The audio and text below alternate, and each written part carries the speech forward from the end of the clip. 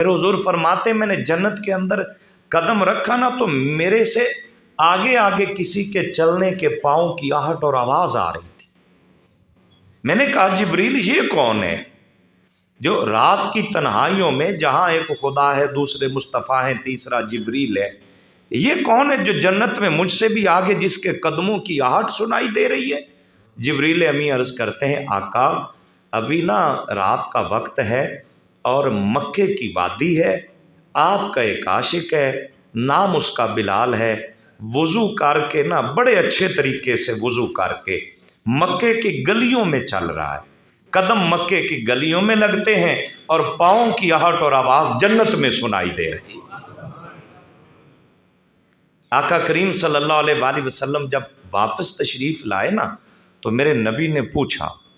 فرمایا بلال کون سا کام کرتے ہو؟ کون سا کام کرتے ہو؟ میں رات جنت میں گیا، میں جنت میں تیرے پاؤں کی آہٹ اور آواز سن رہا تھا، اور جبریل نے عرض کیا حضور یہ بلال کے پاؤں کی آواز ہے، چل مکہ کی گلیوں میں رہا۔ کون سا ایسا عمل ہے کہ قدم مکہ کی گلیوں میں لگتے ہیں اور آواز تیرے قدموں کی جنت کی گلیوں میں سنائی دیتی ہے؟ عرض کیا یا رسول اللہ صلی اللہ علیہ وسلم حضور جب میں وضو کرتا ہوں نا، جو تربیتی بات ہے، میں وضو بڑے اچھے طریقے سے کرتا ہوں، وضو کے اندر میں کوتاہی کوئی نہیں کرتا، جلد بازی نہیں کرتا، تو اچھے طریقے سے وضو جب کر لیا تو اس کا صدقہ اللہ کرم نوازی یہ فرماتا ہے کہ قدم مکے کی گلیوں میں لگتے ہیں اور پاؤں کی آہٹ اور آواز جنت میں سنائی دیتی ہے۔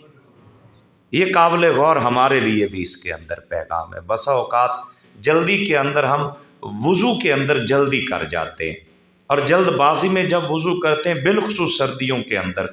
پانی اوپر سے بہہ جاتا ہے، لیکن بعض اوقات پھر بھی جسم کا کوئی حصہ خشک رہ جاتا ہے،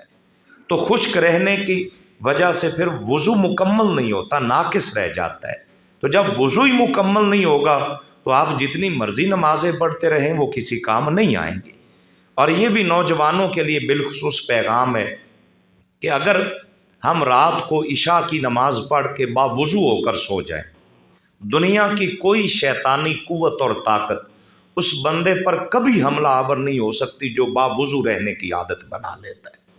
یہ زندگی کے اندر معمول بنا لیجئے، اور جو باوضو رہتے رہتے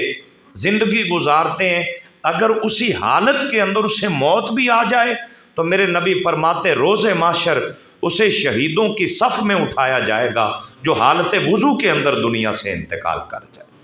تو بظاہر اس کے اوپر کچھ نہیں خرچ ہوتا، لیکن بندہ اللہ کی حفاظت میں آ جاتا ہے، خدائی تحفظ میں بندہ آ جاتا ہے جو وضو کرتا ہے۔